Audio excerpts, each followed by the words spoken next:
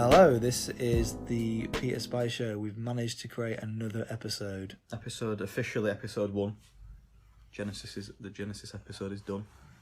So this is the start. I don't know what should we call this. I feel like we should keep on catchy titles. Episode 1, and then the subtitle will come with the episode. With some sort of tangent word. I'm James. My name's Chris. Thank you for listening to us yet again. Although we say that, we have to presume that people are listening. Could be talking to ourselves here, but I mean, we are really, aren't we? But that's kind of, I suppose, that's the basis of a podcast. Is that we just talk to ourselves. Dom will be listening. Well, yeah, it's just Dom. We probably got our friend Dom to listen. It's just Dom. Hello, Dom. Thanks for joining. You're the man. So, last episode 0, talked about what we're going to be doing. Some, songs that have shaped our taste over the years. And I guess now we're going to try to do what we're going to be trying to do each episode. We're going to have again some kind of loose format, roughly talk about similar things each week, but just see how it goes really. So yeah, exactly. I wanted to say this now because I suppose this is the official episode, so it's kind of best saying this now rather than on the previous one. Is the intro/outro instrumental that appears on the bookends, shall I say, bookends the podcast, and it's done by, speaking of HMV, which I spoke quite a bit about in the previous episode, is a friend who I used to work with. He lives down south and he makes beats for a living. It goes under the name of Gilbert, so I just wanted to give him a shout out. Please follow him. There will be a link. We'll link him on Twitter and everything like Instagram, that. Instagram, YouTube, whatever. We'll put his stuff on there. He's an absolute great lad. I asked him if he could do anything for us, and gave me something pretty much straight away. And very thankful for it. And please check his music out. He's dropped 2 really, really good sort of projects this year, and I think they're worth listening to if you like sort of lo-fi hip hop as well. It's definitely that sort of vibe, and I think you would like it. I think he's actually doing a gig up in Harrogate actually in December. At some point in December. I think I might try and go and see it if I can do. I think it's a Sunday though, but I'm working the next day. We'll discuss that. We'll find out what's going on with that. But yeah, not sponsored, by the way. No. Unsponsored. No ads here. Yeah, and he's not asking me to do this either. But I said to him that I would because I know he's been working hard down there. So I wanted to say that first of all. And every episode description will have a link to him. So please check him out if you can do. And that's really kind of the intro, I suppose, of what we want to do. Like, I suppose, how are you? How are you feeling after the first episode? Good. So yeah, if you are listening to if you've listened to the one, we're recording these kind of back to back. Just we've got stuff to put out. So in the transition period from episode 0 to now. Yeah, it's been about. Well, we're going to try releasing about a week apart, but it's been about 10 minutes. Both got a drink, and we've uploaded. Well, we saved that one, whatever. So keep going. I mean, to be fair, from our point of view anyway, I don't know what it will like listening to it. Dom, please let us know. It sort of seems to go better than we thought. Kind of easier to keep talking about stuff than we thought. Yeah, so it could come across as just us going on a bit, but Yeah, I mean, I don't get a chance to ramble, and I probably talk clearly on this than I do at work. At work, my mind goes 100 miles a second, and for whatever reason, when I'm talking about something in a relaxed environment, I'm all good. So I'm just quite surprised that I can keep doing this. And yeah, I'm sure we'll come across boring to some people because we're not trying to be zany and trying to be, I don't know, against the grain, as people will say. It depends if you like grain, and it depends if you want to be zany. I mean, I can't think of any examples of anything like that, but. Neither can I actually. Now saying that, what are examples of that? I don't know. We'll have to. Maybe we have to have a zany against the grain episode. Yeah. Maybe we may have one today. Who knows? But I mean, yeah. The next thing we kind of want to start talking about is what we've listened to in the past week, which is going to be a bit strange because obviously we've just done episode 0 and now we're doing this back to back. I mean, fortunately, James hadn't been able to listen to that much, so the playlist that we'll probably end up putting will be majority of the music I've been listening to. Yeah, I guess to be honest, I've recently I've not had a chance to. I mean, we're recording this on a Friday, so there is stuff that's just come out today that neither of us really had a chance to listen to. But I've mainly been listening to albums that have come out through over the last like couple of weeks, really. So I guess that like kind of start of the month onwards, I suppose. What's been like your go-to song, like so say in the past few weeks? I've not been listening to any singles really. Main albums though have been new FK Twigs album. But like in terms of that though, like what is there like a song that's like a standout song there or? There's a couple. Sad Day. It's a standout one for me. And was it a sad day? It's not as sad as it sounds. But I've not listened to them just as it sounds until I've been listening to like the full album. But I think out of it, that's probably the main one that stands out to me. Without listening back to it, the new Michael Kiwanuka album as well. Oh, so how's that? 2 weeks or so ago. Really enjoying that. Did you like the album before that? I can't remember what it's called. Yeah. That was a broken heart thing on the. Yeah, on the that cover. really good, really good, like remember. Long, like must have been like maybe like a 6-minute song or something. Yeah, I can't remember what the album was called. Like. Yeah, I remember seeing Kiwanuka live 2012, like when he just came on the scene, like before Home Again came out, and I think I'd just been seeing my ex, or maybe we were about to start seeing each other at that point, and the Staves were supporting. And again, big fan of the Staves because of that performance as well. So yeah, really cool artists. But yeah, I mean, on that album, there's kind of some interludes in there, which I mean, it's an interlude into it, but you can't really expect too much. But other than that, I think pretty much all the songs on there are strong. It's for me one of the better albums I've listened to this year so far, I think. So those have been kind of my main two. I've been listening to a few other bits as well, but yeah, I've not had a chance to listen to any probably this week and last week. I mean, to be fair, there's not an awful lot that's come out. Is the new Trippie Redd, I guess, if you're into that. I didn't add that to my list of listening to, so surprisingly. I listened to quite a few. I mean, I think, as I might have stated, maybe very briefly in the last episode, is I listen to a lot of albums, and maybe I don't digest albums enough I should do, and then maybe that, because I think as a topic maybe later on we probably will discuss, not on this episode, maybe in a future episode, is the length of, well, not the amount, of albums that come out, and sometimes it can be so difficult to consume as much, and that's the difference. So like what I've done recently, I won't go through each song individually and why I like each song, because I think that can get a bit sort of monotonous. But you know, I'll go through sort of albums that I've listened to recently. So I'll start off with a hip hop one. So Action Bronson and The Alchemist, Lamb Over Rice EP. I think if you know anything of Action Bronson, he has a style that's very similar to Ghostface Killer, although don't tell him that because he'll probably body slam you, as he had done to an interview one time. But sort of flamboyant sort of lyrics. Would you say he's got a high pitched voice? He's got a bit of a high pitched voice, I suppose. But yeah. I know what you mean. Yeah. And then it's over sort of Alchemist production. Again, if anyone knows The Alchemist, he made his mark when he did production for like Mobb Deep back in the day, and I think he actually has got a verse in one of the tracks as well, one of the albums, sorry. And his productions, although very simplistic, it's just, you know, a sample, repeat the sample, and then have like a hard drum. It's pretty much, that's usually his sort of go-to sort of thing, and it's just traditional sort of hip hoppy sort of sound, and it's a decent enough EP. You know, I've listened to it and I liked it. I don't know whether it will make my top 50, but we'll see. Maybe I'll go back to it at some point.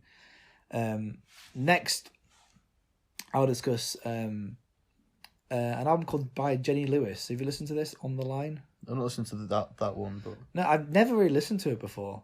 And I remember seeing it must have been like Pitchfork or somewhere that was like raving on about the album. I thought, okay, well, I'll put it on my list and I'll eventually get through it, and I did, and I really, really liked it. It's got this really sort of simplistic sort of, not simplistic really, that's a bit harsh saying this, but it's just a nice album. Trying to like really explain it properly, because it's got like sort of like folky sort of folky sort of moments on it as well. At the same time, it's kind of a bit poppy at the same time as well. So it's like it's all this sort of alternative mixture of a bit of pop, a bit of folk, a bit of all, but then really good lyrics. And I chose a couple of tracks on there that I really liked on there. One of them was "Head's Gonna Roll," pretty much what it says is what she's talking about. And then there's Party Clown as well, which I think is a really cool song. It's just mainly about her just having a good time, but then really wanting this person at that party. So it's, you know, really, really interesting. I really quite like the arrangements on there as well. I listened to then by now it's called the Low Raw, their new album Ross. Well, Ross in lowercase with a full stop. Don't know why that's the case. Get it right. You need to... Well, yeah, we need to make sure. Be specific. The only reason why I listen to them is going to the sort of, you know, video game sort of side of things of my personality. A game came out called Death Stranding, and the Low Raw pretty much heavily in the music's in the game the entire time pretty much. And weird enough, I don't know if it was just timely released, but they actually released this album like last week or the week before when Death Stranding came out, and it's a really good album. I think I would probably say they're similar to, like, if you mix a bit of Fleet Foxes and a bit of Radiohead, and I still can't think of the other band I'm thinking of, you mix them together and you get this sort of sound, and it's really, really interesting. I really, really like it a lot. I listened to an album called By Blood Incantation. And now the reason why I listened to this album was because it got Best New Music on Pitchfork. I thought, oh, okay, well, I'll just try it out and see what it's like. And I actually listened to this last night, about after midnight, so I do apologise about to my neighbours. But all it is it's a very metal metal album. Was it? Is it an EP then, or is it an album? What is it? It's 36 minutes long, yeah. But it's 4 songs, and one song is 18 minutes. I actually don't mind it. Yeah, it's not my go-to, but I thought, put myself out there, listen to it. I quite like the artwork. It's pretty, this weird alien looking up at the sky. Thought it was pretty cool. But to be honest, instrumentation wise, it's amazing. Like it's really well like arranged, choreographed in terms of what they wanted to do. I suppose what people I didn't put one of these songs on there. Was going to. I could have put the 18-minute one on, maybe bulk up the playlist. I didn't put it on there not because I didn't think people would like it or would try it. I just didn't think it. I don't know. It's not like it's the playlist is there for like where I would genuinely would go for most times than not. I think what would deter a lot of people is that's basically what you hear. You don't really hear. It's like inaudible sort of lyrics, which is okay, I suppose. It's not amazing, but like, unless you have a finely tuned ear, then yeah, maybe. I mean, and maybe because I didn't mind this album because I don't listen to enough metal music to know if it's rubbish or not. But I didn't mind it. It was okay. It was cool. I quite enjoyed that I listened to it. I listened to post-punk band from Dublin called The Murder Capital. Mm-hmm. Have you listened to them before? I've not listened to that one, but I've listened to them, yeah. Yeah, so the album's called When I Have Fears. I chose a couple of tracks. I think because like occasionally I do like post-punk bands, and you know, or if they a band that may have a similar sort of feel like that, you know, things like Parquet Courts and what's that one called again that came out? I can't remember what it's called. What the pack? Like a post-punk band. My brain is not thinking. When was this? Well, I got for a present from the team one time on vinyl. Recently? Yeah. What was it called again? Well, they're a British one. Didn't Slow Tie like them as well? From the team?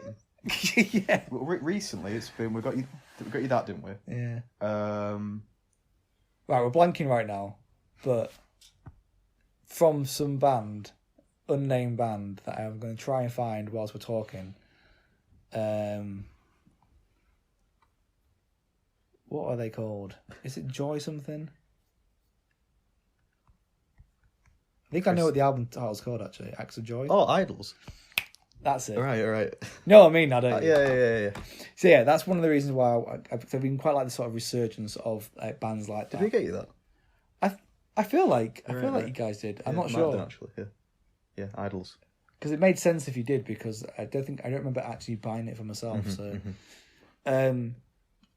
Yeah. So yeah, I wanted this to be a capital because of like the brief description I saw about who they were, and they're really good. It's quite a mellow. There's a couple, not heavy tracks, a couple like sort of energetic tracks that are good, and one of them I chosen, and the rest of it is very sort of this sort of, again, like atmospheric, slow, but you have that sort of, twang to the voice of like that post-punk sort of sound, and that's why I really liked. And definitely, if you'd like that sort of music, it's definitely worth checking that out, definitely, because I think it's their debut album as well, so I think it's worth seeing if they're the Thief of your cup of tea, especially if you like artists like Idols, like Parquet Courts. I would definitely check them out when you can do. Then I suppose a few little singles I've listened to as well, where yeah, I mean, I didn't realise it's Sleater Kinney. Is that how you say it? Sleater Kinney? So, yeah. Although I probably will discuss maybe at one point their album this year with St. Vincent, I didn't realise they dropped a new song in October called Animal, and it's really, really cool. It's much more what I wanted from the album than we actually got. Mm-hmm. And it's kind of like, if you remember like No More Cities to Love, that sort of direction. I feel like Animal is more that sort of thing, and that's what I was expecting when St. Vincent one produced it. But unfortunately, I don't know. It's a good album. I will talk about it one time probably, but I don't mind it too much. And then recently, just very, very recently, The Weeknd dropped a couple of songs. I've only listened to one of them, but I really like the new one, Heartless. And much like how he says, he's back to being his ways again, and it does sound like that. So it's no more this star boy. I'm a star boy. Starburst. No more Starburst sort of style. It definitely feels like Weeknd's going back to his roots. Much like that EP, what's it called? I said Melancholy. One with that last year. That was before. last year. That was I felt that was like that transition period of going back to maybe what it was as well. And I think if you are a fan of The Weeknd, definitely go and check that out. You will enjoy that a lot, I think. Yeah, we were saying before. I guess this is this probably needs to change, I suppose. But I don't tend to listen to a lot of singles. Like it's the same thing where I don't watch I don't watch trailers for like films I want to go see, because I feel like the singles are just there to get you into it. Out there, they're not. It's not necessarily what the album's about. And if you listen to it in the album, it's probably going to be different to listening to it by itself. So if I know I'm going to listen to an album coming up, I tend to avoid listening to the singles. But I guess if we're talking about what's quite that week, I probably need to start. Well, if the I'll get back to you in 6 months about that one when it comes out. When cool. it comes out in the album. All right, cool. Yeah. So 2020, we're gonna have a lot of content from you. No, I think I agree to a point. Like I don't tend to listen to singles. Like I'll hear a single and okay, that could be a bit of my sort of rule with trailers for me. If I like the first trailer, I won't watch any other trailers at all until the film comes out. Yeah. If I think the trailer is okay, then I probably will watch the second one and then use the same strategy. Singles are a bit like that. I tend not to go with singles, but I think because you may not get some music from some artists for such a long time.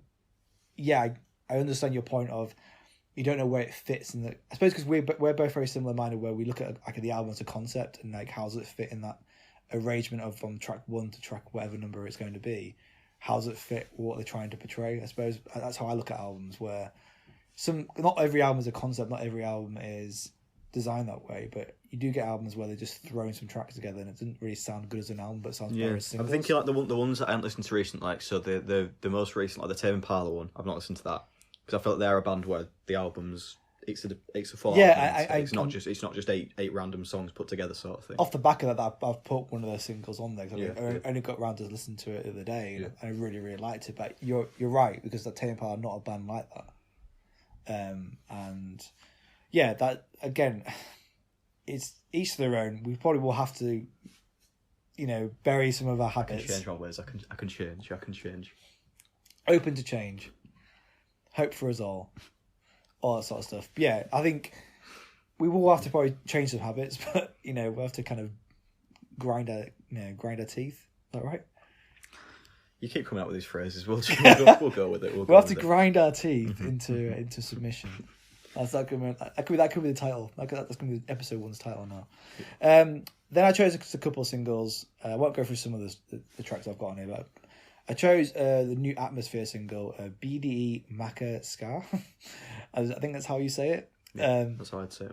That's how I'm looking at it. And Atmosphere will be, we have a last segment on the show, and I probably will use Atmosphere at some point down the line as that last segment. But they are just a band that have been around for a long, long time. Hip hop duo, one rapper, one producer, and it's just grown up rap.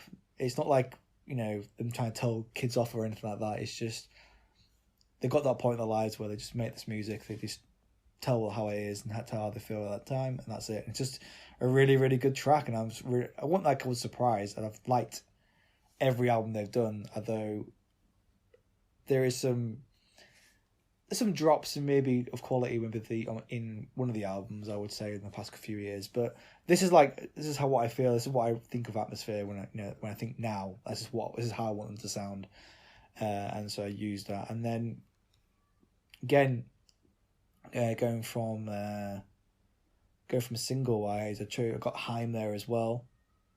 Now I'm in it. Yeah, that's one because when the first album came out, I think I was still in college. Days Are Gone? Around then. Yeah, Days Gone, something like that.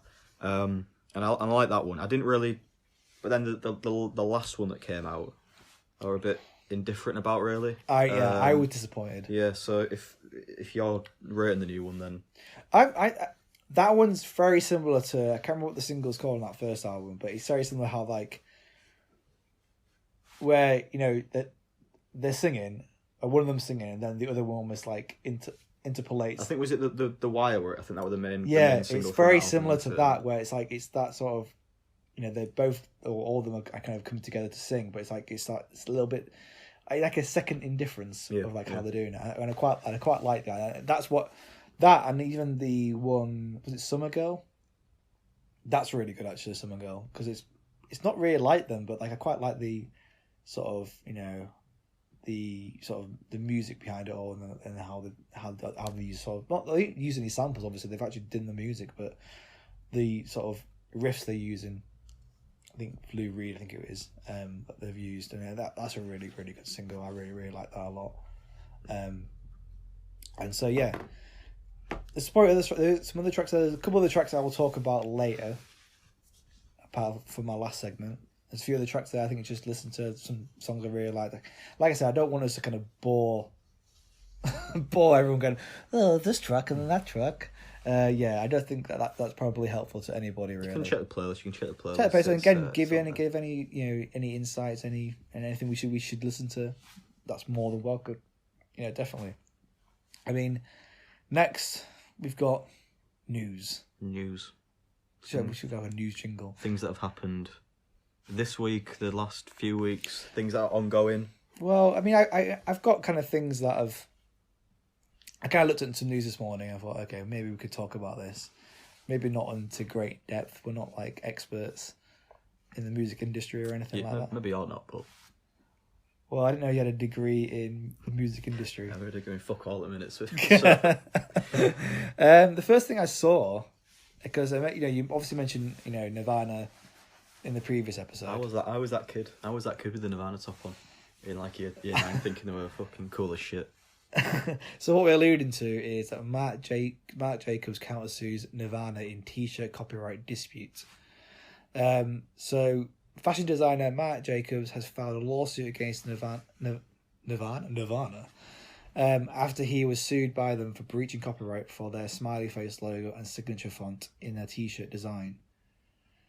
So it says here the original lawsuit was filed against Jacobs in January, accusing him of being oppressive, fraudulent, and malicious in creating designs which, it was argued, threatened to dilute the value of Nirvana's licenses with its licensees for clothing products.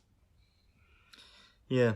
So the Marc, if you've not seen the photo of it, the Marc Jacobs one is just it's the same face thing, but it's with, but obviously doesn't say Nirvana on it, and it's MJ instead of the two X's on the eyes. So it is pretty much copied and pasted across, isn't it? So Well, I suppose it's like artistic license, isn't it? but how far does that stretch though? So we're saying that they've changed enough there to. Well, yeah. Yeah. I mean, they've changed the two letters to X's, and instead of heaven, it says Nirvana. Yeah. But is Nirvana a state of heaven? That's true, actually. That's a good point. So maybe it's almost. They got the thesaurus out and mixed it up a little but maybe bit. maybe that's the reason why. Maybe it bleeds into each other, and that's the thing. I mean, obviously that's a lot of money that have gone into those t-shirts, because how many people, if you even think back in the 90s, I don't really remember people wearing that much anyway. So I was always until sort of the new metal sort of group anyway, but Nirvana was always, you always see a Nirvana shirt every so often. I think it's just become a fashionable thing to wear on it. It's not. It's like wearing a Ramones t-shirt. Yeah. Or even like I don't know. I feel like Iron Maiden or Metallica now they're at that point where it's just you got a Primark and they've got the shirts there. Yeah. It's not really a music thing anymore, is it? Which I don't really have I used to, when I was in year 10 or whatever and listened to it, have a big problem with people wearing band t-shirts who didn't, but then it's a t-shirt really into it. What's getting angry about it? I suppose I can see where Marc Jacobs comes from, because I suppose if the logo is very similar, and is it copyright infringement there? I mean, what I don't understand about the whole thing is that if that's the way it is, if Marc came up with the design first of all, what would the sue about in the first place? Like, I don't know if it says on here. Like, I don't understand why they, what were the point in them doing it if it were possible for them to just kind of countersuit? We're almost just sort of setting yourself up for. Yeah, it says here, chief really. among, and this is like from The Guardian, chief among the alleged deficiencies is that it's not clear who designed the band's logo. The original Nirvana lawsuit claimed it was designed by late frontman Kurt Cobain in quotations, 1991. It first appeared on a flyer for a release party celebrating the album Nevermind, and it would later adorn the band's t-shirts. But in depositions during the lawsuit, surviving band members Dave Grohl and Chris Novoselic admitted they didn't know who created it. I think don't really give you more details, really, do that. No, nothing. I think let Nirvana, whoever, I don't know who actually has the rights. Was it actually Marc? Yeah, but then let them keep selling the t-shirts in Primark and New Look or whoever. Yeah, because then I suppose the t-shirts. It must be that someone owns the trademark and they're just letting it whoever wants it have it, aren't they? Yeah. So. I wonder how much money they really have lost. I don't know. They must be making shitload. Every fucker buys it, don't they? Yeah, I suppose so. I think they're still. I want you to give me a figure. I did do my research. I wanted to go into the depths of this court case. We'll keep looking for Should we just get as a rolling segment? Should we go, what's going on? Just an update on the Marc Jacobs suing Nirvana court case. Next, I saw that Michael Jackson biopic is coming from the producer of Bohemian Rhapsody, with a script by John Logan. I don't really know John Logan that much, but I might check that in a second. I think my main things with this is that, however well it did, Bohemian Rhapsody is shit. Whoa. It's not a good film. I've not seen it, so I can't say anything. It's Rami Malek, whatever, great job. The film is not a good film. Why isn't it good? So, for background's sake, are you a fan of Queen? Not a massive fan, but I like Queen. I think the story wise, it's not an actual honest portrayal of what happened. Which, if you're making a biopic, then isn't that the point of it? No, but it's Hollywood though. The thing that I don't get as well is that the actual story of what happened, it's compelling enough to actually tell as it happened. Yeah. The fact that they changed it, read into that what you will. Yeah. I think there's a lot to say about the way they portrayed, AIDS and things like that as well. Which, given you're making a Michael Jackson documentary, maybe there's some things that might not be handled as well as they could. So more like there'll be embellishment. I don't. Yeah, it's the main the thing that it just as well. The editing was awful. There's videos on YouTube. You can a lot about that. Really? I'm not the first person who said that. And then, as well, the fact that it's about Michael Jackson. Obviously, it's a sensitive subject, so it's. Yeah. Do you just focus on when he were younger, which is the impression I get is that they're going for the start of his career, that kind of era. I'll read. So it says so a new biopic about the life of Michael Jackson is in the works from producer Graham King. King is best known for his sanitized Queen tribute, Bohemian Rhapsody, which made $900 million. That is at the worldwide box office. So it says the untitled Mike Jackson story will be penned by John Logan, as I mentioned earlier, who apparently is a frequent collaborator with Scorsese. That's 2 episodes in a row. I don't know. No, that was just a conversation we had. Sorry, a flake off-air conversation there about Scorsese, because we're going to be speaking to him about it in a second. So Scorsese, The Aviator and Hugo, and James Bond's Skyfall and Spectre. Spectre was shit as well, wasn't it? So. Skyfall's good though. Hugo wasn't too bad, and The Aviator, I've never seen The Aviator. My brother has, and he likes it a lot. Yeah, so the film will cover Jackson's childhood through his solo career, legal issues, and troubled end of life. So it's a full. So this is the thing is that, given how much the watered down Bohemian Rhapsody or whatever, I don't feel like especially.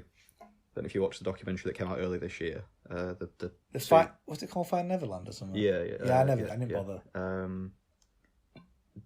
Which, I don't feel like you can make a Michael Jackson documentary with biopic without that coming up. And if that don't come up, then what are you going for with it? Are you trying, especially if they're covering his full life? If they were just doing the start of it, then they could make an argument for just not including that stuff because it wasn't relevant then. Especially his childhood stuff, but I don't know. I'm interested to see how they approach it. Well, yeah, again, that's one of the reasons why I want to bring it up, because I think it's an interesting tale, because like if they not glamorize it, but if they spruce it up in a Hollywood sort of paint, then this is my issue. Much like what you said about biopics with Bohemian Rhapsody, is like. Surely it should be. Obviously, they have to make a film out of it, but over 90% of it should be the true telling of what's going on. If you start adding bits to it, people who grow up will watch Bohemian Rhapsody and think that's exactly what happened, because we live in a time where we're too lazy to go and find out information anyway. So when someone watches a film, which is a lot easier to digest, and it's not actually like the true telling. It's like when you watch a war film or something like that. I'm trying to think of a really good one. Darkest Hour with Churchill. I think it's an incredible film. Gary Oldman was amazing in it, but not all of that was it's not exactly true in some of those sort of moments in there. Obviously, they have to Hollywood it up, and I think when Michael Jackson is still sort of a touchy subject to a lot of people. He made some incredible. I mean, that was part of the pun there. He made a lot of great music, and that's undeniable. Yeah. And a lot of music should still be listened to, regardless of what you may think of him the time when he made that music, he wasn't that person. I don't know, because I think a lot of people would, even the stuff that, I don't know, maybe Jackson 5's different, he were however old then, but I think a lot of the music that he made when he were an adult, even if it were before all these allegations and stuff, I don't think a lot of people would be able to dissociate that from what happened. It's like the Kanye West thing. I can't believe I'm talking about Kanye West, but it's like the Kanye West thing. Like, yeah, he's obviously a crazy individual, and he's polarizing. It's like if Donald Trump made an album, right? And say the album was somehow the most incredible album in the world. Because he's so polarizing, how do you separate the man from the music? And I suppose I don't know. I think the difference for me there as well is, and I haven't listened to the most recent Kanye stuff because I can't be arsed really. But like, I don't know. I think I could still listen to it, even though he's got, support Trump, whatever, blah blah blah. I don't know. I could stomach that because it's like R. Kelly, isn't it? It's like I don't know. But I think the R. Kelly, Michael Jackson stuff I think that's different to the Kanye stuff. But what I'm saying is it's separating music from the person. And obviously I know that's a much more extreme the R. Kelly thing, but it's like you can borderline to that. Yeah. And what I'm saying is like R. Kelly has some incredible singles, but now we question all of them. It's almost like what happened with Lost Prophets, isn't it? Like. Oh shit! Yeah. Like that first album from Lost Prophets is amazing, but that'll never be listened to again now for a lot of people because of incredibly awful things by a person I don't want to say his name. So, we'll see. I just think because as well, do you think that the Michael Jackson estate or whatever, do they have to give permission for him to do it? Do you think, or because I can't, if they have to do, I can't imagine him giving permission to do it without, because they're all adamant that these allegations are bullshit, aren't they? So I can't imagine them authorising anything unless it's like a squeaky clean. That's what I'm saying. We'll see. This is another one. We'll get back to you in a year when it comes out. Which, to be fair, it might not even happen. You don't know, do you? It could get. It's going to happen because they're going to make millions out of it. But are they? Like, because morbid curiosity. Got to think about it. Yeah. I mean, how many people? I mean, I know that I didn't watch it, but Leaving Neverland. How many people watched that? How many people discussed about it? It's everyone's curious about stuff, and people will be more curious of how they actually portray him. And that's probably going to be the sort of more relevant sort of thing. Like, okay, are they going to be exactly like how the media portrayed him, or is it going to be exactly what's happened, or is it a bit of both? I don't know. Who knows? Who knows what's going to be like? I mean, it seems like the script writer is fairly. Well, we'll go about Spectre, but he seems like he's okay. If Martin Scorsese thinks he's all right, so we'll have to see with that. MJ biopic will Oscar season 2021. We'll see. Yeah, we'll stream the Oscars, see if it'll win. The next one I saw was on Pitchfork. And it said, Massive Attack launch a major study of music industry carbon emissions to combat the live industry's contribution to the climate crisis. So they commissioned a major study of carbon emissions from the live music industry, teaming with the Tyndall Centre for Climate Change Research, which is a broad group of climate scientists. And the band pledged to map thoroughly the carbon footprint of band tour cycles and to build options that can be implemented quickly to reduce emissions, according to a press release. I thought it would be interesting to talk about this because obviously, us being in Britain, the climate sort of thing, climate crisis in the news is quite prevalent, especially with that Boris didn't turn up to that previous meeting, and not just that, in general. If you have to be sleeping under a rock, obviously Greta Thunberg, or however you say her surname, she, obviously this young girl is leading the change for, sort of us waking up. And I thought that was interesting to see how much does the tour. Yeah, I guess with that thing as well about Coldplay of, whether anything is a good thing or not. Coldplay have said they're not touring at all, because until something's changed because of the contribution towards it, which I think that by itself is a bit pointless because it's like, if you're not doing up to change it, then what's the point in not doing it? But I guess this is at least, looking into it. Well, yeah, it'd be interesting to see how much does it increase. Yeah. Because you got to think about, if you just look at like the major artists, even like it's like legacy artists that are touring around the country, around the globe, to big acts in the charts. Obviously, we all forget, much like a film. You forget what goes into a live performance, what goes into an actual film production, and maybe there is ways of cutting costs. I mean, I don't know. Like, I think what are the main things going to be though? I think it's obviously going to be the travel side of things. Obviously going to be a massive thing into it for particularly air travel and stuff like that. Well, I mean, do it mean they have to have like hybrid trucks then? Is that even a thing? You would have thought tour bus and shit like that. You would have thought you can probably get something like that, but I don't know if it's. Are they saying what generates when they're playing? That's what I'm thinking. Yeah. Like it'll be the power side of things from stage lights and audio and stuff like that as well. That must be the bulk of it, surely, because like traveling, you can almost. If you plan, in my head, if we were touring somehow, if we were a band, when we are touring, if we were a band and we were touring and we knew where we were going, you would obviously plan the most proficient route possible. Surely, I don't know if you would though, because if the tour companies or whoever's doing it, that all they care about is making money. It's just the cheapest way of getting there, isn't it? It's going to be cheaper to get probably. Yeah, but what I mean is the shorter distance between gigs. Is what I'm saying. So if we were doing that, that's how I would think it. Yeah. We wouldn't want to go.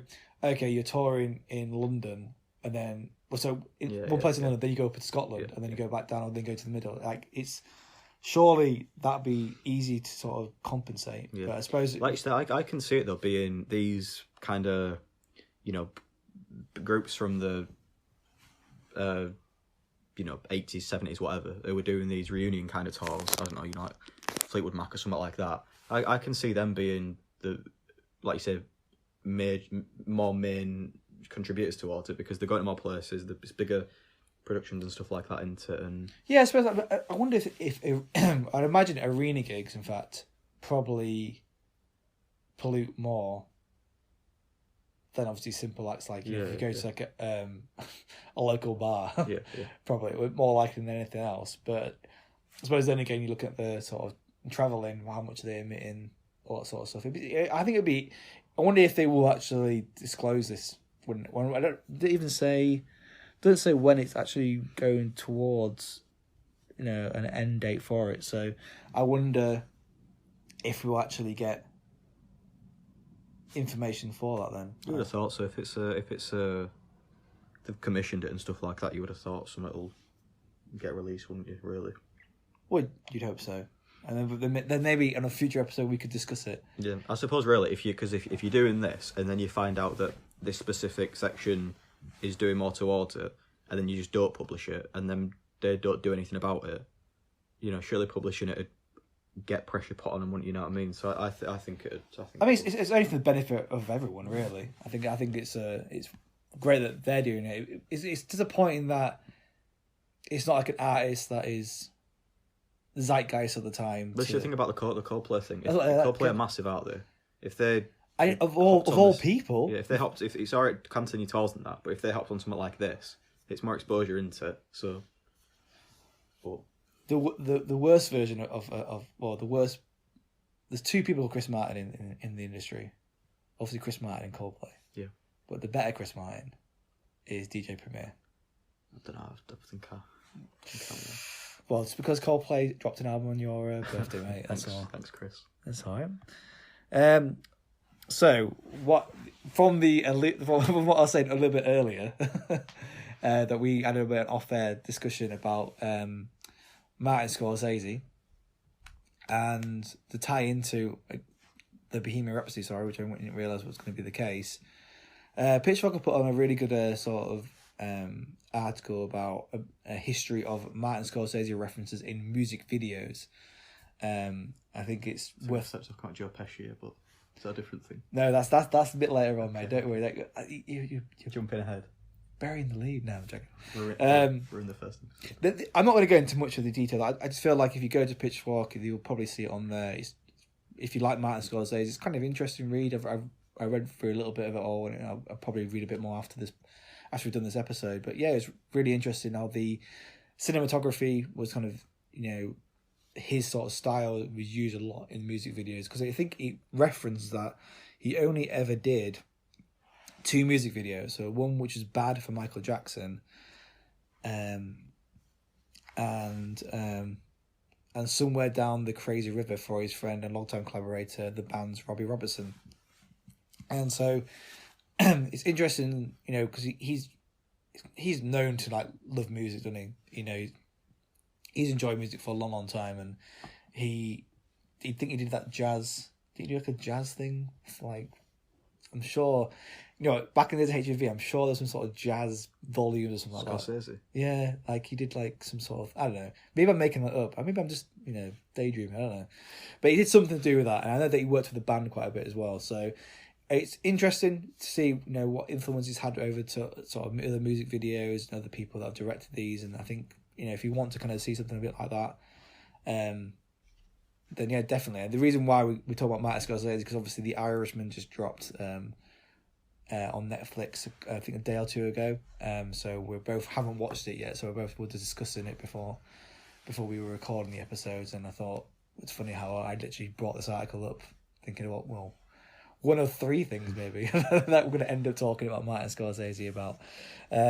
So yeah, check that out if you want to kind of see,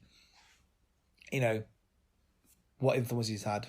And it's not, some of it is hip hop, but not all of it. There's a couple of tracks that are not hip hop at all, but definitely check it out. The next one I've got on here is Speedy Horses, Deerhoof, and some more artists are pulling music from Amazon over ICE contracts.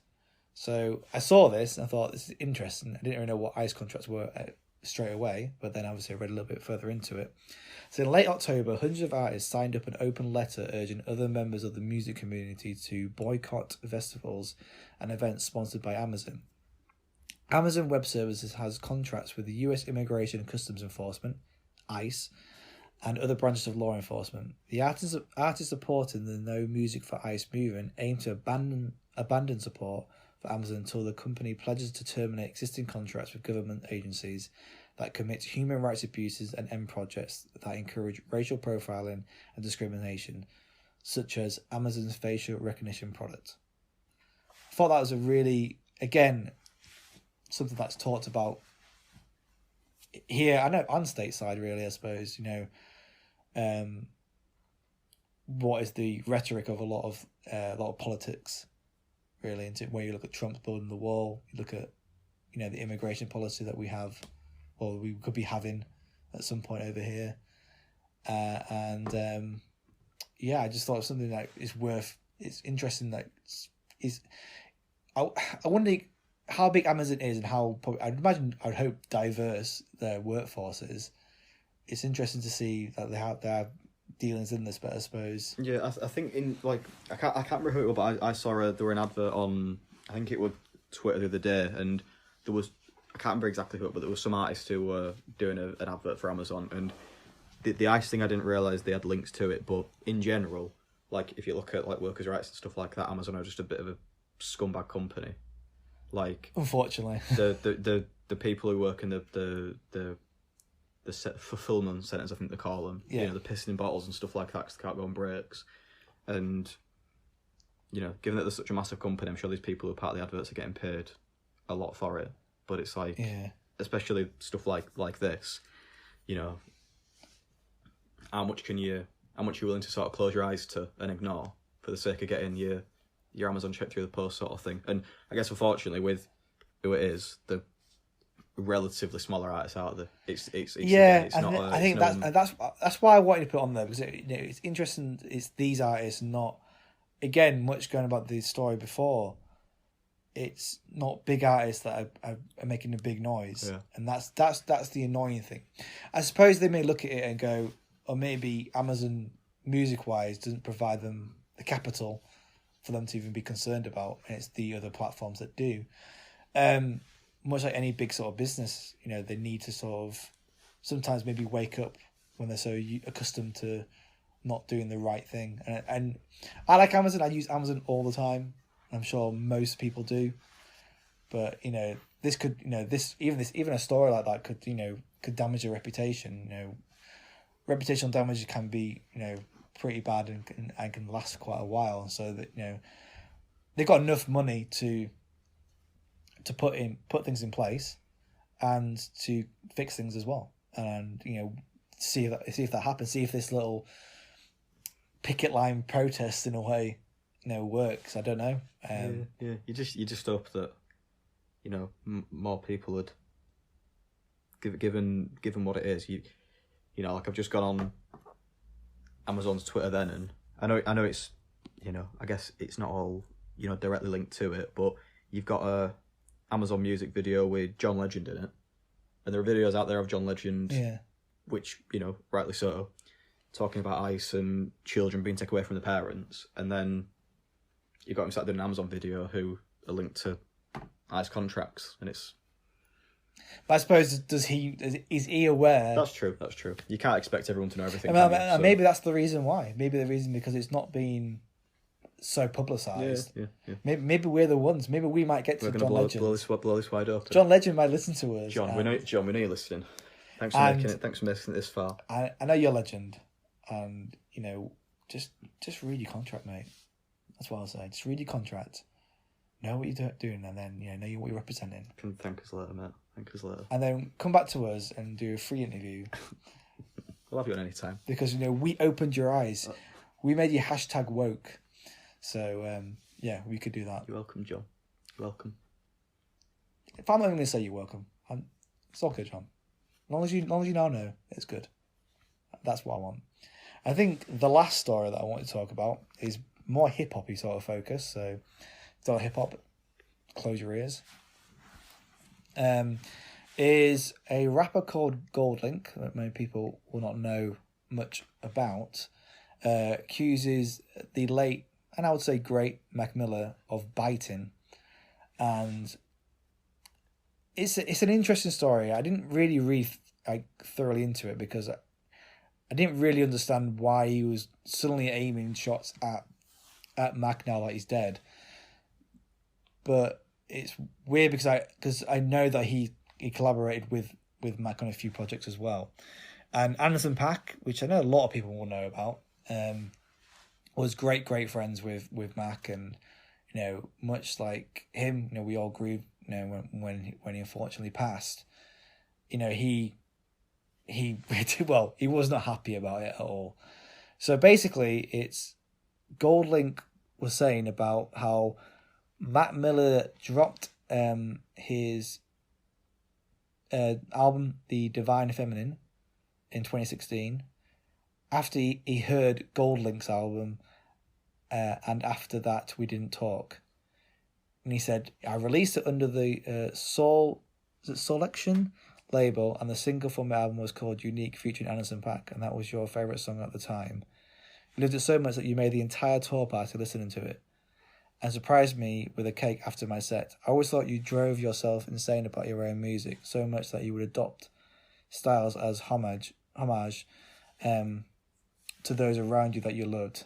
And that's where our problem started. Divine Feminine was actually a blueprint of, and after that we didn't talk. Which, you hear this happen all the time in music. Yeah. You know, people, when you're all friends with, you know, when you're touring with someone, or if you're friends with people, then, you know, I get it. You're gonna have bounce ideas. Not the sort of, what is it? The cliche sort of phrase of no idea is original. It kind of is true to a point. We're all influenced by different things. We're not the first ones to create a podcast. I'm sure we're not the first ones to create a music-based podcast. You know, so, you know, or maybe we will do. No, maybe we're starting the blueprint right now. We are the blueprint. That's what I'll say. That's what I'll tell people. But again, I remember going back to like what I said in the last episode about Nas. When Nas and Jay-Z were beefing, they were doing diss records to each other, and Jay-Z just dropped Blueprint, and Naz's line said, how can you call your album like that when KRS already named an album called Blueprint? And it's just the thing, people called, even track titles can be very similar because you're just influenced by something else. That's the thing, and I mean, the way it went about it, it's just a bit of a. Yeah, I mean, Anderson .Paak, his response was, I would imagine your weird ass posted up somewhere just like this when you decided to make that disrespectful, narcissistic, jealous, and grossly unnecessary post. Why would you do that? Why would you do it? I can't even understand it. Maybe your belt was wrapped around your goddamn waist too tight, or maybe it was the choker cutting the circulation off to your brain. But since you felt it necessary to bring me up twice, and my boy ain't here to respond, I'ma say it like this. You ain't the first to make an album inspired by our relationship. You ain't the first to make a song featuring Anderson .Paak, and you are the first to disrespect my friend, who is no longer here for absolutely no reason, and I can't stand for that. That's the thing as well. I feel like whenever I've sort of seen like interviews and stuff with Anderson .Paak, he seems like a pretty sort of relaxed guy, doesn't he? And as well, yeah. And to kind of go off like that, it's a bit sort of speaks for itself, doesn't it? Really. Yeah, I think he ends it in a way saying, "Look, I'm not a tough guy, and I'm not about negativity, but this bugged me bad, bro." And he goes on about saying that he called him and DM'd him, and that's why he ended up saying it in a public post.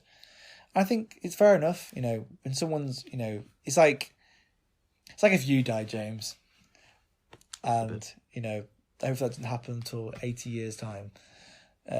You called me out saying, and who can we say? You were just using me. Yeah. Okay. Yeah. No, we'll say Dom. We'll keep using Dom as a thing. Dom, we know you're listening. And Dom started, calling you out for something else. I can't even think what it could be. I've not even thought about this pretend story straight. It'd be I would say I'm not like an angry guy all the time. I know that people think I'm an angry guy. Confrontational person, are you? I don't know. I don't think I am. But I would obviously, I would feel a way about someone saying that, and anything like that. Even when you are still alive, and that's something that said like that. We won't go back to Scabneck. That's a different story. But things like that. No, it's not cool when you do it to someone who unfortunately passed, who didn't intend to pass. Yeah. Well, as far as we're still aware that he didn't intend to end his life, and I don't think he did either. I think because he was about to go on tour, and I remember being excited because I really liked that new album, and it's a shame, but that's kind of how it is, unfortunately, and good on for Anderson .Paak to kind of say his piece. Tell him, and I think that was good of him. Yeah, I think if you've not seen it, you should probably. I don't know, look into the Goldlink thing, but if you want to know what's going on, read the Anderson thing as well, because he's no just to Goldlink. Goldlink's a great artist. I think he dropped a really good album 2 years ago. I think he dropped a good album this year or the year before that I've not got around to, but everyone was raving on about. And he's a great artist. He's really, really good. I just think he's just very ill to say it now rather than not say it back then. That means you didn't really the saying, you don't have the balls to kind of do it at the time. Then why bother now? Yeah. So that's the news segment. What's been going on this week? Maybe with some updates to come. Maybe. But yeah, so I suppose what now? Start looking at what's I suppose what's kind of come out. I mean, it's kind of hard for us this episode, I suppose, because but by the time you listen, when this comes out, it'll have been a week after, so the stuff will have been out for it's coming out just today now, but it'll have been out about a week or so. And to be fair, we'll episode 2, you'd imagine we'll be able to speak loosely about some of it. Stuff. Ones I wanted to point out that's come out is Griselda's Shady Records debut. I think it's called WWDC. CD, sorry, not DC. And who Griselda are? They are 3 rappers from Buffalo, New York. And they got signed to Shady a few years ago. And much like myself, being a Slaughterhouse fan, I was worried because they're very underground sort of sounding. They're very much the old sort of Mobb Deep style, sort of New York, feeling, hardcore, When I say grimy, I don't mean like grime in terms of how it is over in the UK. I mean like the really sort of gritty streets of New York sort of style rapping. And it's a guy called Conway the Machine, West Side Gun, and a guy called Benny the Butcher. And they just embody that sort of old New York. And I was very, very worried that it's, this is not going to be a great album. But I heard one of the songs. I think it was called Dr. Birds. That was it just seemed like it was the same sort of style they've been doing throughout all their mixtapes, for all the sort of little projects they've been doing, which is great.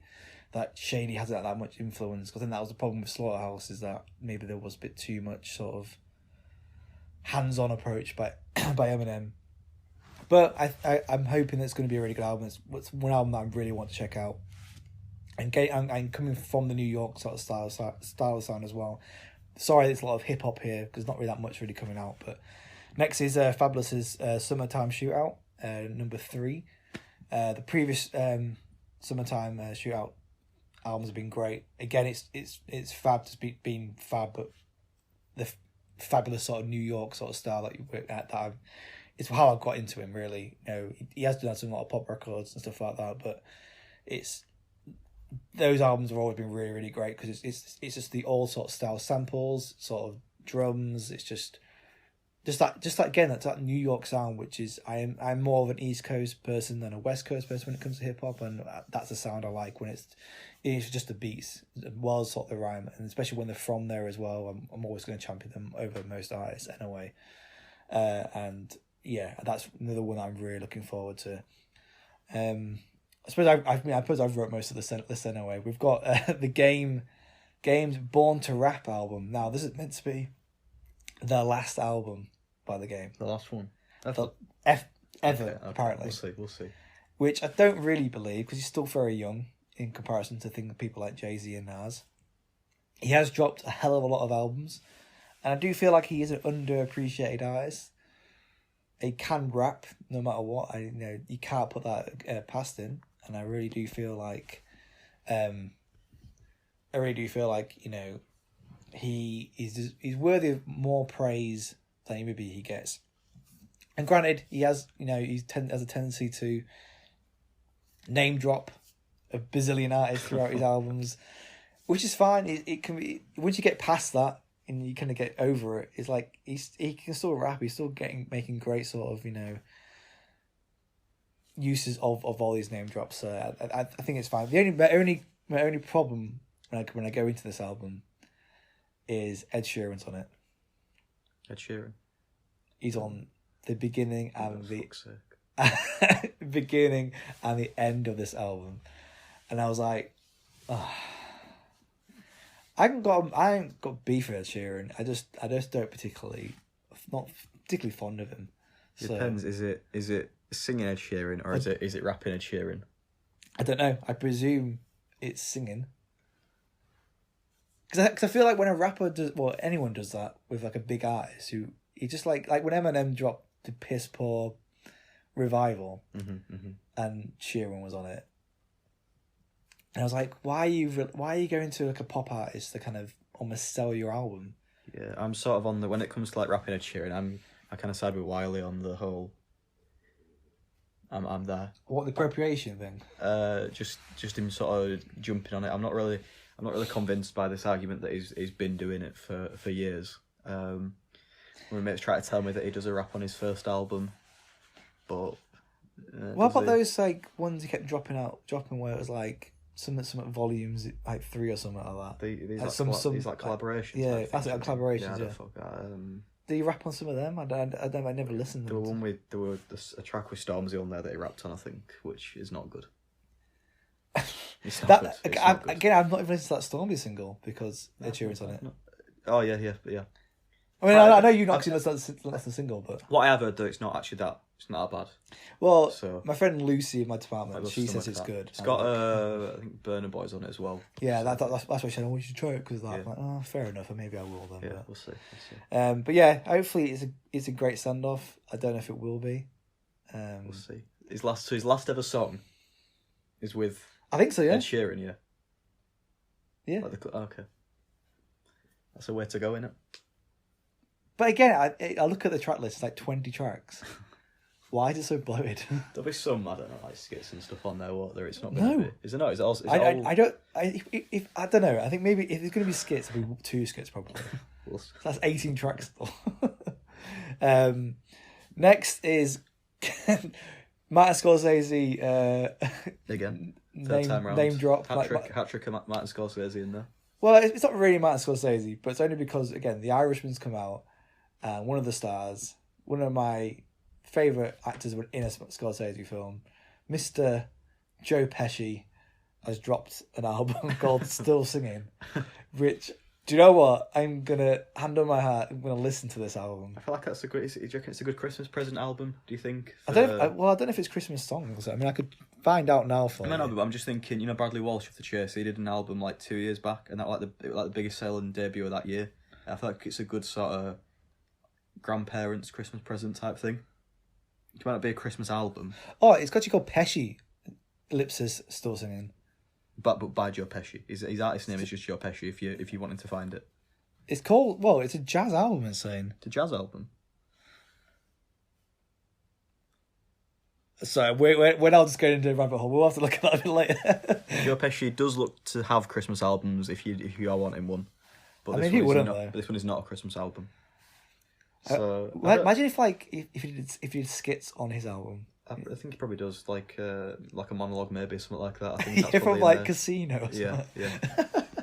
I feel like that's one that maybe will speak for itself.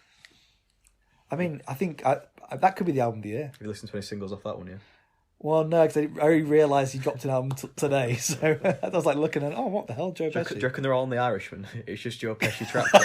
It's the secret Irishman soundtrack. Yeah, the soundtrack to it is just Joe Pesci. Oh, that'd be brilliant. I think lastly I'll say is Prince's 1999 classic. Remastered, re-released, anniversary edition. Yeah, I don't know. I mean, I don't know. Well, I don't know. Is the sound better than I'm guessing, or possibly? I didn't think it was like mastered badly beforehand. Surely. No, you just think that. Is it this year that there were that unreleased one that he brought out as well? Was it like like an acoustic version or something? Some, yeah, other cuts and stuff, which I thought. Yeah, I'm pretty sure. I didn't actually check it out because I wasn't in the mood to listen to it. I'm just having a look at what is new in the remaster. It's not really telling me what it is. But yeah, well, apparently it is out, but I don't know. If you're a Prince fan, it's probably maybe. Well, my ex-boss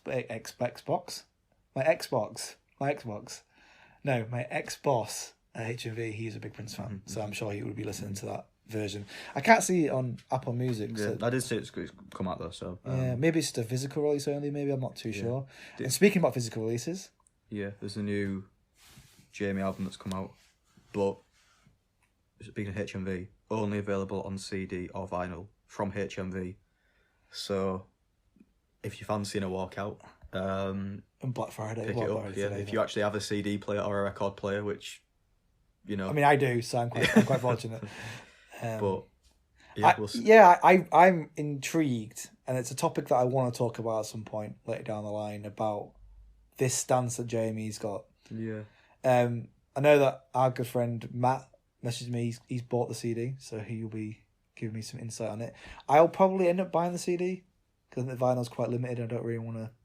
Well, it depends if it sells out. I can't complain about that.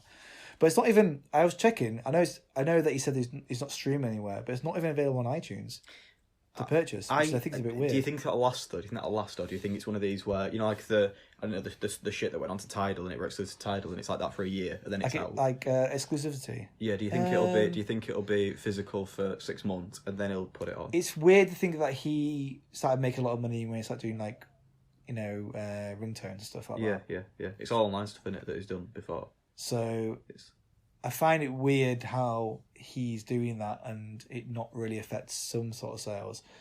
Again, like I think it's a topic that's really good to have a big lengthy discussion about it, because it's something I wouldn't mind delving deep into it. But to answer your question, I think it will come onto streaming at some point, because it has to. And I know that there's another artist called Rock Marciano who did a similar thing where he was selling like his vinyl for $20-$30 something like that, but then it wasn't available. That's like the first month or something, or first 2 or 3 weeks, and then it would be available on streaming. But he was still making money from it because people were diehard fans. So that's what that's what I think is going to be the case. There's obviously a lot of diehard fans of JME, understandably, and they'll just buy his stuff, and then he'll get enough money. He's made a profit. Right, now I'll put it on streaming. That's essentially what it is.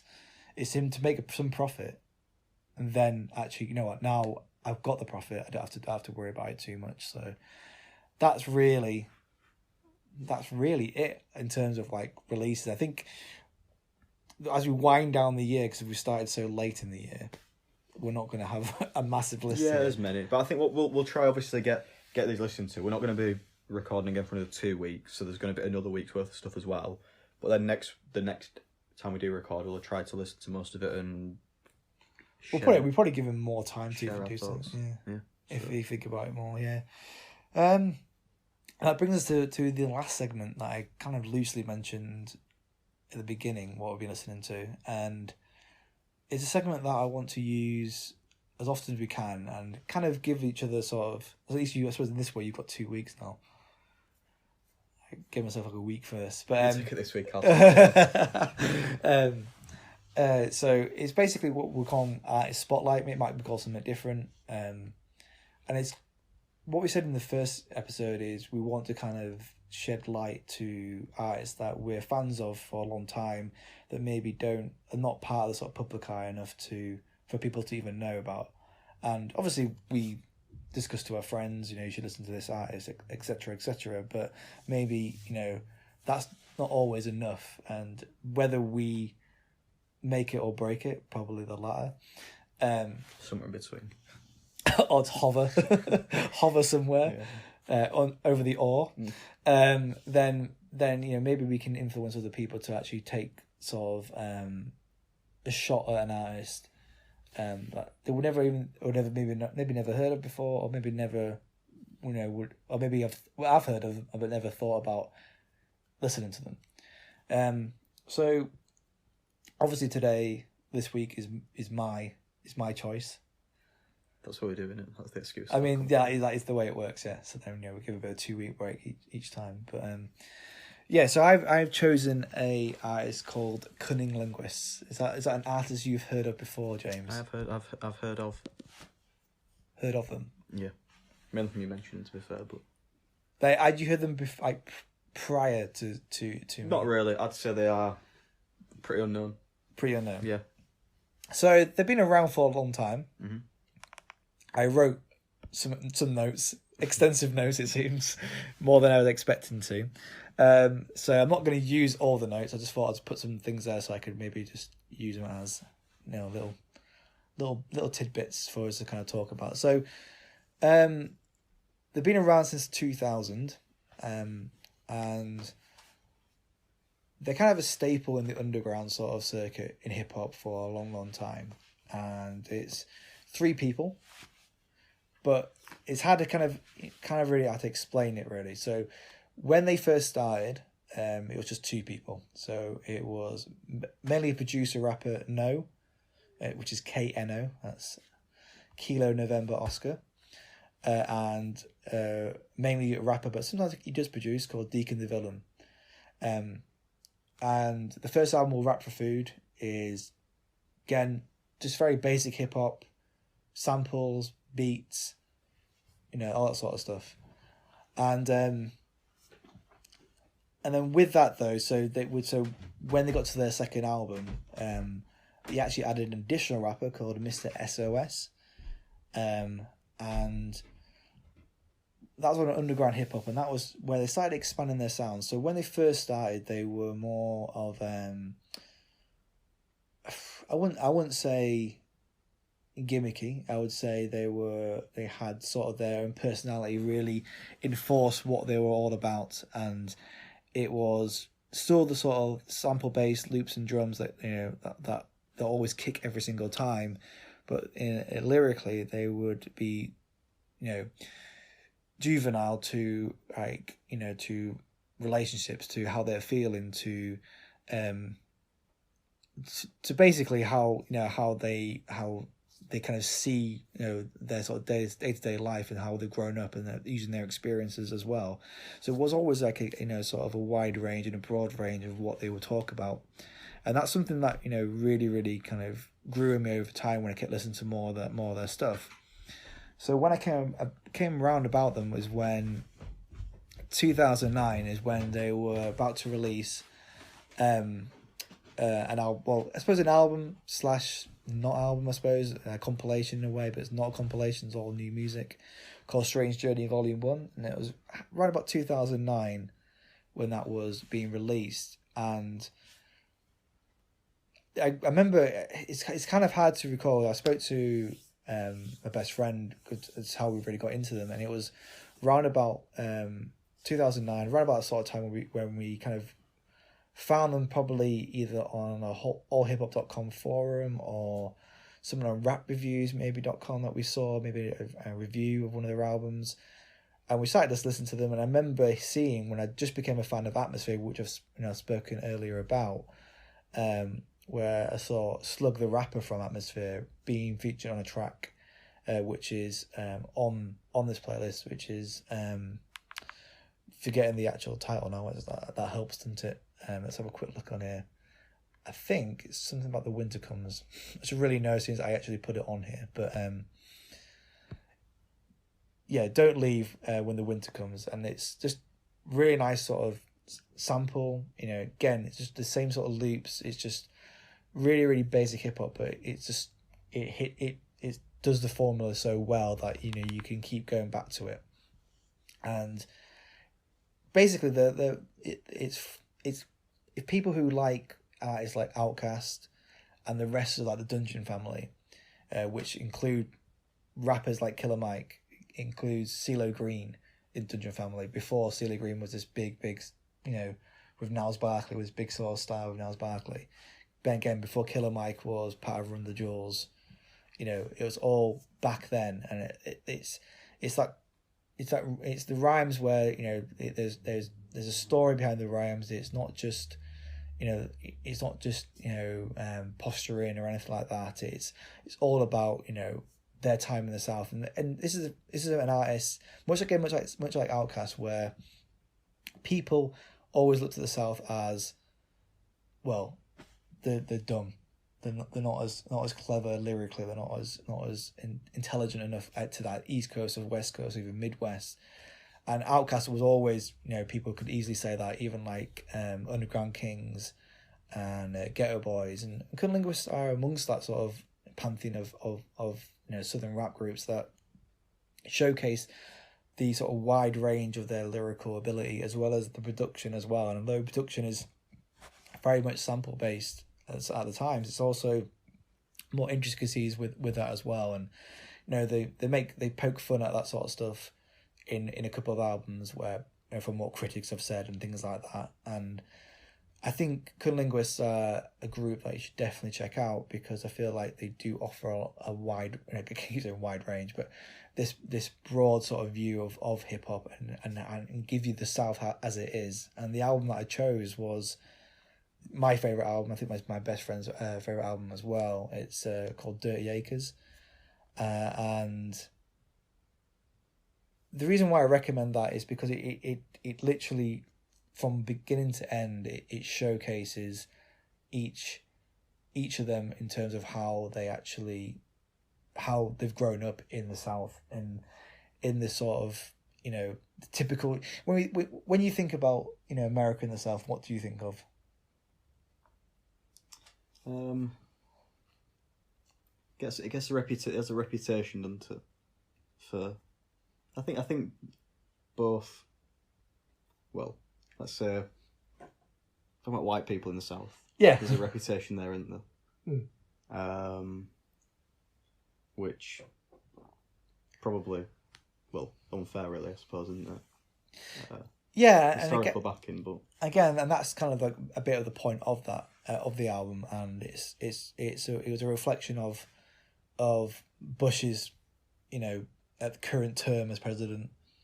It was obviously about how people look at, I don't know, it's mainly about that sort of that time, much like how it is now with Trump, this discourse, for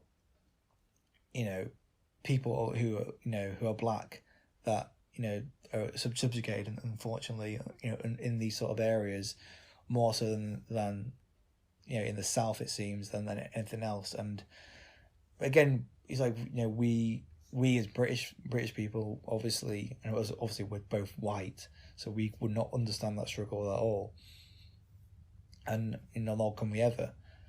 But when we think about what James said about the South in America, it's always, that's the racist side of America. That's where all the hillbillies and all that sort of stuff. That's where that's how we've grown up to know about that sort of thing, and you can kind of get that those sort of feelings of anxiety and everything, and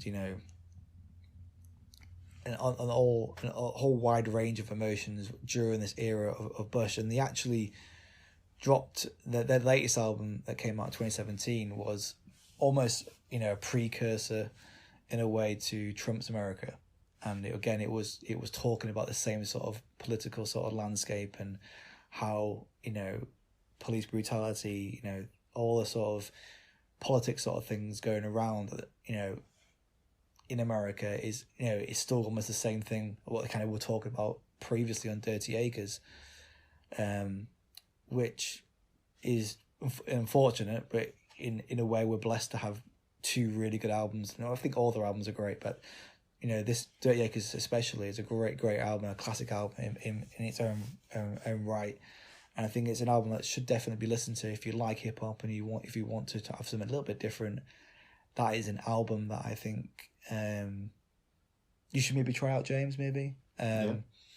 And anyone should try out, including you, Dom, if you're still listening by this point, which I'm sure you are.